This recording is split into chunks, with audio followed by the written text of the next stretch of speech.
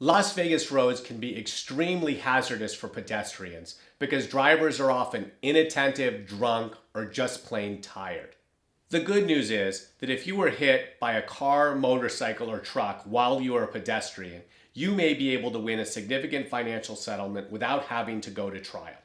Even if you were partially at fault for the incident, you might be entitled to compensation for medical bills, lost wages, physical and occupational rehabilitation, and pain and suffering.